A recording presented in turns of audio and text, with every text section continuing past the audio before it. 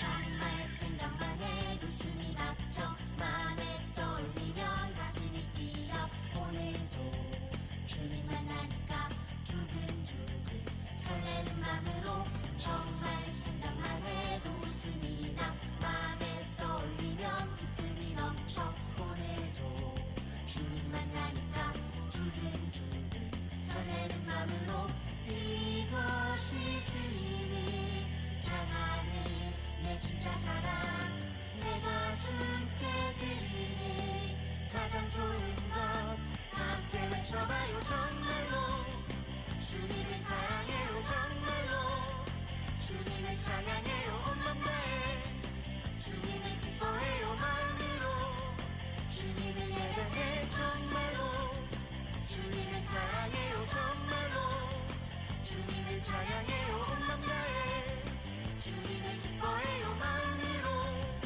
주님을 예배해요 정말 생각만 해도 숨이 막혀 맘에 떠올리면 가슴이 뛰어 오늘도 주님 만나니까 두근두근 설레는 맘으로 정말 생각만 해도 웃음이 나 맘에 떠올리면 기쁨이 넘쳐 오늘도 주님 만나니까 두근두근 설레는 맘으로 이것이 주님을 향하는 내 진짜 사랑 내가 주께 드리는 가장 좋은 것 함께 외쳐봐요 정말로 주님을 사랑해요 정말로 주님을 찬양해요 온 맘 다해 주님을 기뻐해요 마음으로 주님을 예배해 정말로 주님을 사랑해요 정말로 주님을 찬양해요 온 맘 다해 주님을 기뻐해요 마음으로 주님을 예배해요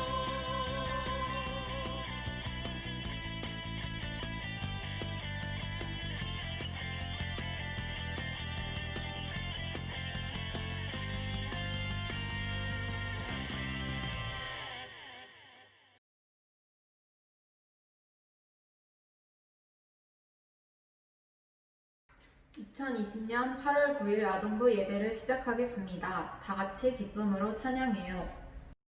문이 열립니다. 차표 필요 없습니다. 9, 1, 열. 나는 구원 열차 올라타고서 하늘 날아가지요. 태양역 벗어나 달려가다가 다시 내리지 않죠. 차표 필요 없어요. 주님 찾은 대신이 나는 염려 없어요. 염려 걱정 전혀 나는 구원 열차 올라타고서 하늘 날아가지요. 차표 필요 없어. 주님 차장 대신이 나는 염려 걱정 전혀 없어. 염려 걱정 전혀 없어. 차표 필요 없어. 주님 차장 대신이 나는 염려 걱정 전혀 없어. 염려 걱정 전혀 없어. 나는 구원 열차 올라타고서 하늘 날아가지요. 태양역 벗어나 달려가다가 다시 내리지 않죠. 차표 필요 없어요. 주님 차장 대신이 나는 염려 없어요. 염려 걱정 전혀 없어. 나는 구원 열차 올라타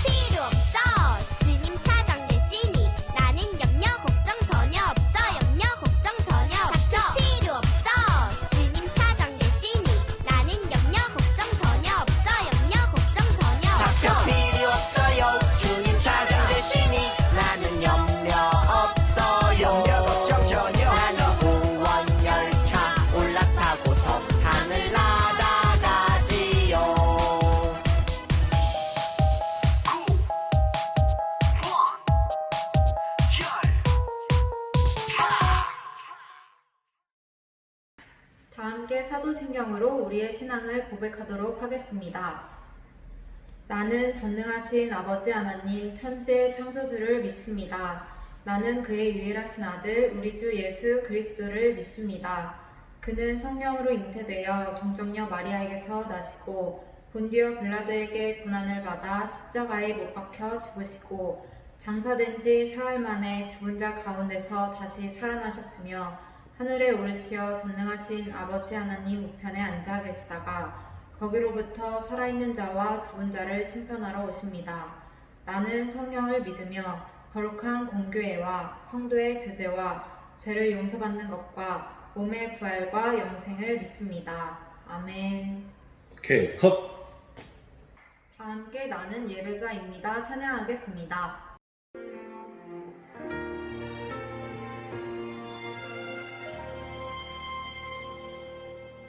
나는 하나님을 예배하는 예배자입니다.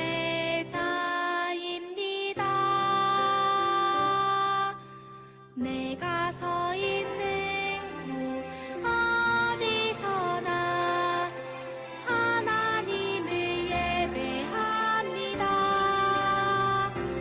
내 영혼 거룩한 은혜를 향하여 내 마음 완전한 하나님 향하여 이곳에서 바로 이 시간 하나님을 예배합니다.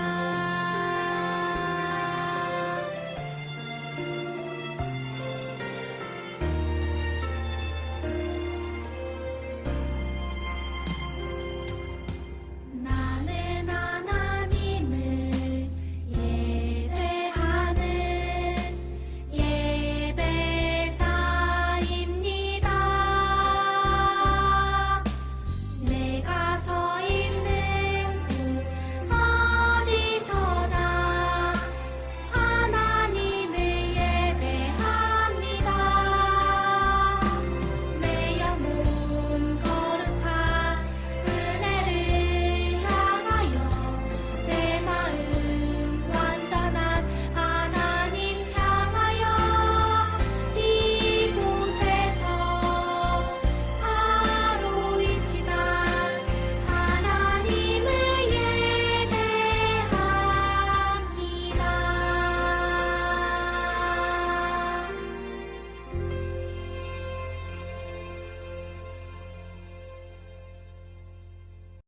우리를 위해서 박찬혜 선생님께서 대표 기도해 주시겠습니다.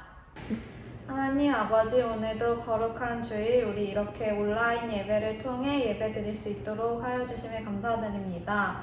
하나님, 지금도 코로나가 계속되고 있어 같이 나와서 함께 예배를 드리지는 못하지만 이 온라인 예배를 통해 우리 친구들이 더욱더 성숙한 믿음을 가질 수 있도록 도와주세요.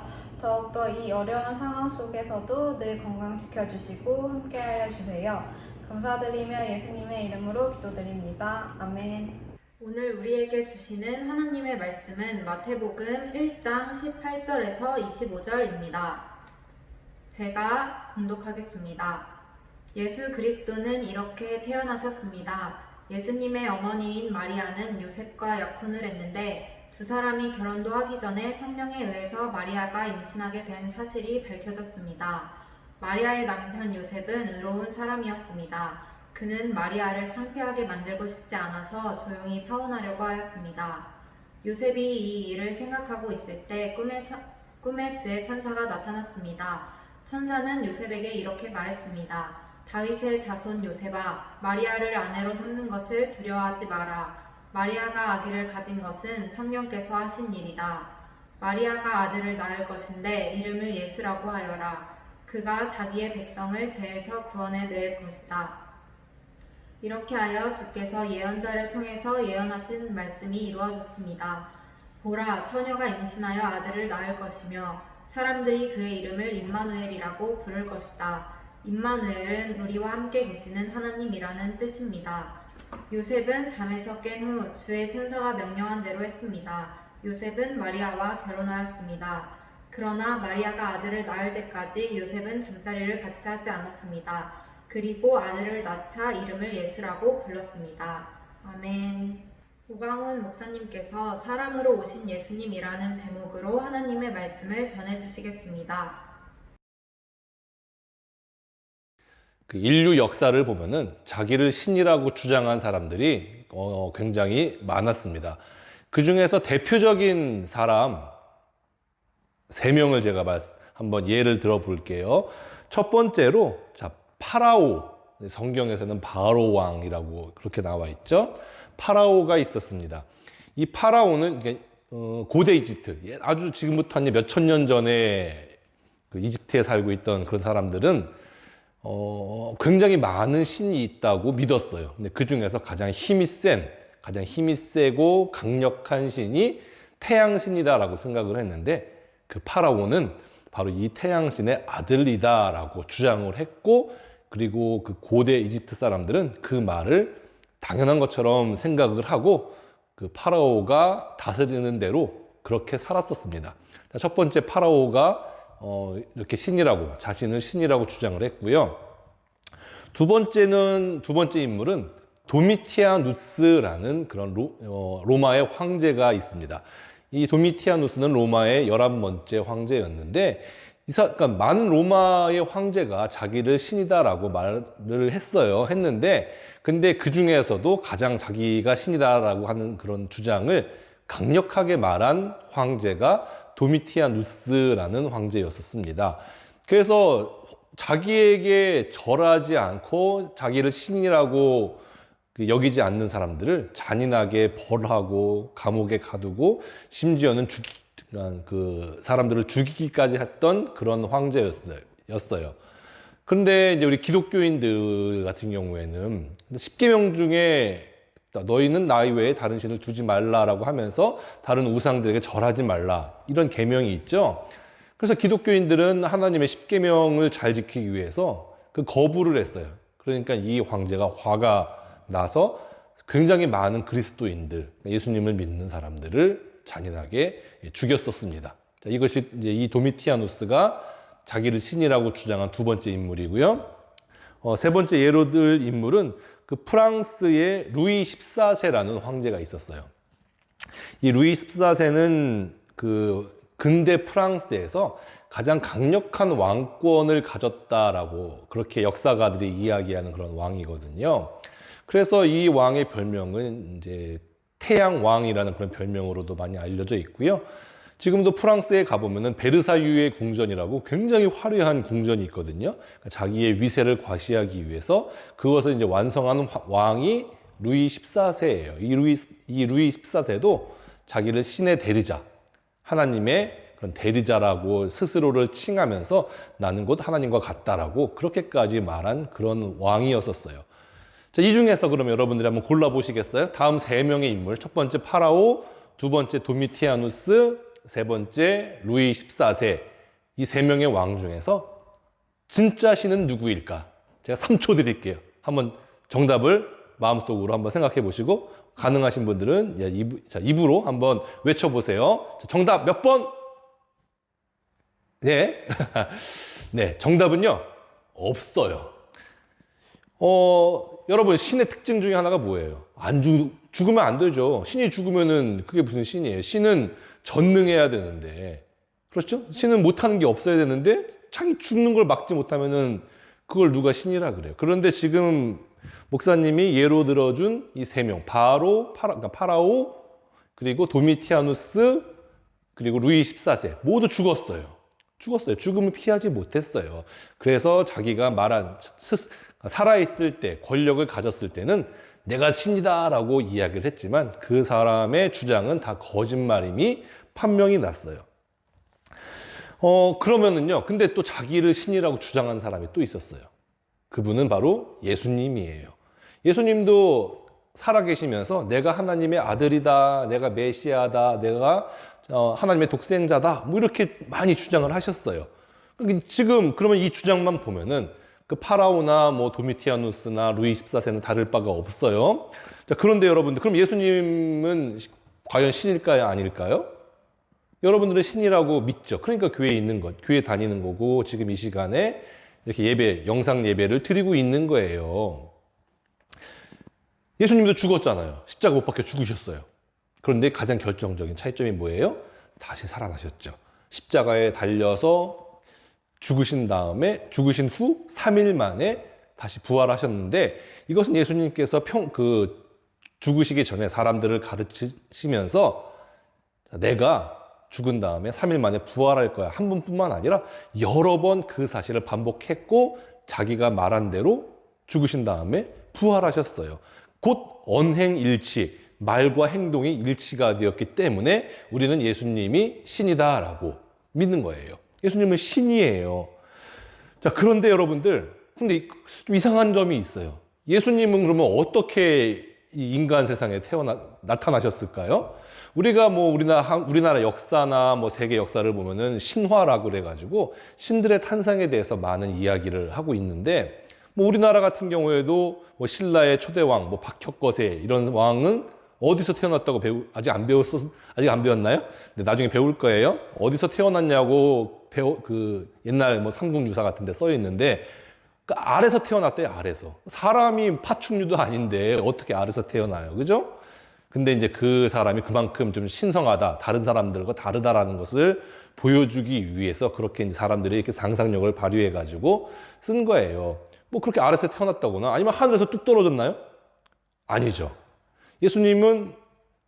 여러분들은 예수님이 어떻게 태어났는지 알잖아요. 우리가 성탄절에 뭐 우리가 율동도 하고 찬양도 하고 그렇잖아요. 예수님은 여러분들과 같이 목사님도 신생아 때 응애 하면서 엄마 뱃속에서 태어났어요. 그렇죠? 여러분들도 다 엄마 뱃속에서 태어났잖아요. 10달 동안 태아로 엄마 뱃속에 있다가 10달에 때가 차니까 태어난 거예요. 예수님도 그 과정을 그대로 겪으셨어요. 그래서 이제 응애 어린아이로 갓난아기로 태어나셨고요.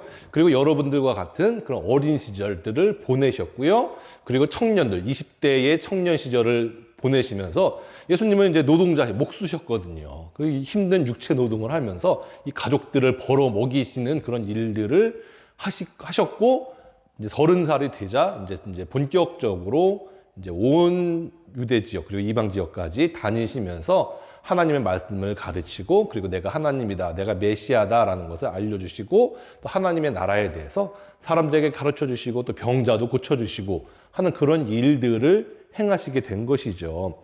그래서 예수님은 사람으로 태어나셔가지고 우리가 겪을 수 있는, 사람의 육체를 가지고 겪을 수 있는 것들을 다 겪으셨어요. 여러분들 밥 한 끼, 두 끼 안 먹으면은 배고프죠. 배고파요. 근데 예수님도 배고프셨고요. 지금 덥잖아요. 여름이란 말이에요. 더우면은 더위를 타셨고요. 그리고 추우면은 또 추위도 타셨고요. 그런 모든 사람이 겪을 수 있는 것들, 불편한 것들을 다 그대로 겪으신 분이 예수님이라는 것이에요. 무슨 신이 이래요? 그렇죠? 신은 뭔가 좀 특별할 것 같고 아무것도 거침이 없고 막 그래야 될 것 같은데, 예수님은 이렇게 연약한 육체를 가지고 추우면 춥다 그러고 밥 못 먹으면 배고프고 물 못 마시면 갈증 나고 하는 그러한 한계를 가진 육체를 가지고 생활을 하셨고, 결국은 어떻게 됐어요? 사람들이 조롱하고 침뱉고 막 멸시하고 그러는 가운데 십자가에 달려서 죽으셨죠.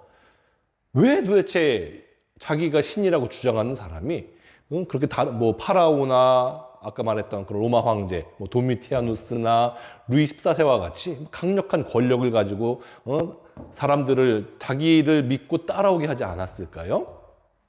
자, 그 이유는요, 오늘 우리가 읽었던 본문 말씀에 잘 나와요. 예수님의 이름이 나오는데요, 예수님의 이름을 보면은 우리가 잘 알 수가 있어요. 오늘 본문 보니까 예수님의 이름을 천사가 전해주시면서 그 이름을 임마누엘이라 하리라라고 이야기를 하는데, 이 말의 뜻은 뭐냐면은 하나님이 우리와 함께 계시다라는 뜻이에요. 하나님이 우리와 함께 계시다. 그리고 예수라는 이름 있죠. 우리가 예수님이 그러잖아요. 이 예수라는 이름은요, 모든 사람을 죄에서 건져내실 분이라는 뜻이에요. 그러니까 임마누엘, 하나님이 우리와 함께 계시다. 예수, 모든 사람을 죄로부터 건져내실 분. 자, 이 두 가지 이름을 이제 우리가 성경에서 어떻게 보면 본문에서 볼 수가 있어요. 자, 그러면은 그것을 한번 이 이름의 뜻을 한번 목사님이 여러분들에게 설명을 해줄게요. 모든 사람들이 다 죄를 지었습니다. 어떻게 모든 사람이 다 죄를 지었어요? 난 죄 안 지었는데요. 아담 할아버지하고 하와 할머니가 죄를 지었지. 어떻게 내가 죄를 지어요? 뭐 이렇게 얘기할 수 있는 친구들이 있을 수도 있어요.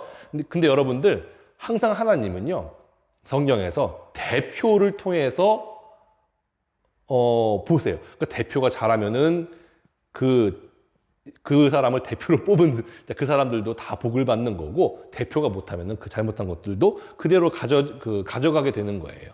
하나님은 아담과 하와를 모든 인류의 대표로 삼으시고, 그리고 하나님께서 그리고 지키기 어려운 걸 주신 것도 아니에요.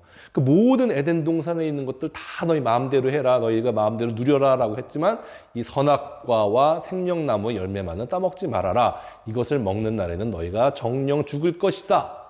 반드시 죽을 것이다. 라고 법을 내리셨어요. 이 법은 굉장히 지키기가 어렵지 않은 그런 법이었는데, 자, 유감스럽게도 우리 아담 할아버지와 하와 할머니가 하나님의 말씀을 어기고 그 에덴 동산에서 쫓겨나게 되었고, 그 결과 원래는 사람이 죽지 않게 태어났는데, 만들어졌는데, 이제 아담과 하와도 이제 900여 년을 살다가 죽게 되잖아요. 죽게 돼요. 죽게 되고 그 아담과 하와의 후손으로 태어난 모든 사람들 역시 다 죽게 되었어요. 그러니까 육신이 죽고 또 영적으로, 우리는 이제 육신을 가지고 있지만 또 우리 마음 가운데 영혼이라는 것이 있어요. 우리 영적으로 하나님과 이렇게 연결이 되어 있고 관계가 되어 있었는데 그것이 다 단절되었다라고 하는 것이죠. 자, 그래서 아담과 하와가 쫓겨나고 이제 죽음이라는 이제 벌을 하나님께서 이제 법을 만드신 대로 세우신 대로 벌을 받게 되었는데, 하나님께서 너무너무 사람들을 사랑하시는 거예요. 그래서 이 죄를 용서받을 수 있는 임시적인 방법을 하나 주셨어요. 그것이 뭐냐면은 바로 내가 죄를 지을 때마다 그 동물을 죽여가지고 제물로 제사를 드리는 거예요. 그러니까 이제 이 하나님께서는 내가 죄를 지어도 이 동물을 잡았기 때문에 그 동물의 죽음을 나의 죽음으로 받아들이시고 그 제사를 드리는 사람을 용서하셨던 거예요. 이것이 이제 구약에 나오는 제사법인데, 근데 이것은 그 한계가 있었어요. 죄를 지을 때마다 짐승을 죽여서 제물로 바쳤어야 돼요. 내가 오늘 죄를 짓고 제물을 드려서 용서를 받았는데 내일 또 죄를 지어요. 그러면 또 동물을 잡아가지고 죄를 받을 수밖에 없었는데, 이게 얼마나 번거로워요. 그리고 이것으로는 이 영원한 죄를 끝낼 수가 없었어요. 그래서 마침내 하나님께서 그것이 이제 죄를 끝장낼 때가 올 것이다라고 계속해서 이제 예언자들을 통해서 구약의 그런 예언, 이사야 같은 그런 예언서에서 그것을 예언을 했고, 결국 마지막으로 하나님의 아들이 사람으로 태어나시게 된 것이에요. 이것이 왜 중요하냐면요, 아까 하나님께서 이렇게 법을 세우셨다 그랬잖아요. 모든 죄를 지은 사람은 죽는다. 그러니까 결국은 모든 죄는 죄값은 사람이 담당해야 되는 거예요. 그렇죠. 그래서 예수님께서 하나님이심에도 불구하고 신이심에도 불구하고 사람으로 태어나셔서 직접 자기 육체가 죽음으로 말미암아, 그 해체됨으로 말미암아, 피를 뿌림으로 말미암아 온 인류의 죄를 다 담당하시기 위해서 사람으로 태어나신 거예요. 그런데 예수님의 본질은 뭐예요? 하나님이잖아요. 그래서 단순히 사람 하나만 죽는다면은, 그냥 저와 같은 목사님과 같은 평범한 사람이 한 명 죽으면은 그 죄가 다 용서받을 수 없어요. 그것도 충분하지 않아요. 그런데 그 대가로. 그런데 예수님은 하나님이시란 말이에요. 하나님이신데 사람의 몸으로 태어나셨어요. 하나님이기 때문에 진짜 이 모든 인류의 과거에 태어났고 앞으로도 태어날 모든 인류의 죄를 다 담당하기에 충분한 그런 가치가 있는 분이란 말이에요. 그런 가치가 있는 분이 사람으로 태어나셔서 죽었어요. 그 결과 우리가 어떻게 되었어요? 모든 죄로부터 용서함을 받을 수가 있게 되었죠. 그래서 사람으로 태어나신 예수님이 굉장히 중요한 거예요. 자, 여러분들, 그러니까 예수님께서는 너무너무 사람들을 사랑하셔서 사람들이 막 침뱉고 모욕해도 그것을 다 참고 십자가에 달려 돌아가셨어요. 예수님께서 십자가에 달리실 때 사람들이 이렇게 욕했거든요. 네가 진짜 하나님의 아들이라면은 당장 거기서 내려와 봐라 메롱하고 사람들이 놀렸거든요. 그런데 예수님께서는 참으셨어요. 만약에 예수님께서 안 참으셨다면 어떻게 되었을까요? 예수님께서 화가 났어요. 발끈하셨어요. 그래서 진짜 못을 뽑아가지고 푹 내려서 하늘에 있는 천사 군대들을 소집을 해가지고 이 사람들 다 쓸어버려 라고 할 수도 있었고 실제로 그런 일이 있을 수도 있었어요. 그런데 예수님께서는 참 그런 핍박과 모욕을 다 참으셨어요. 왜요? 그만큼 저와 여러분들을 사랑하시기 때문에 그 모든 수모와 고통을 다 한 몸으로 당하시고 참으신 거예요. 여러분들, 이런 예수님, 우리가 믿는 하나님이 바로 이런 예수님이라는 것이에요. 여러분, 너무 좋지 않나요?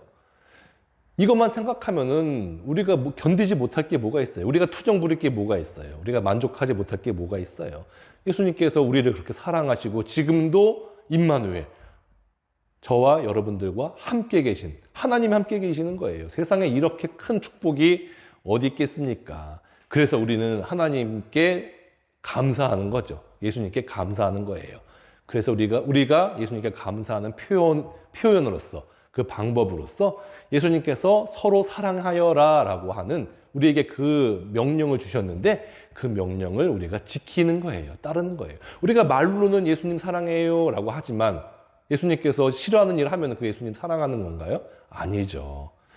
우리가 예수님을 사랑한다면 그 증거로서 예수님께서 우리에게 말씀하신 대로 살아가는 것이 그 예수님의 사랑에 합당한 태도라고 하는 것이에요. 그래서 우리 생명의 빛교 친구들, 우리 모두 예수님의 사랑을요, 마음 깊은 곳에 간직하면서 서로를 사랑하는 그런 저와 여러분들 되셨으면 좋겠습니다. 기도할게요. 하나님 아버지, 감사합니다. 우리를 사랑하셔서 그 하늘의 보좌 영광을 버리시고 사람으로 태어나셔서 죽기까지 순종하시고 그로 말미암아 우리의 모든 죄를 용서하여 주시니 감사합니다.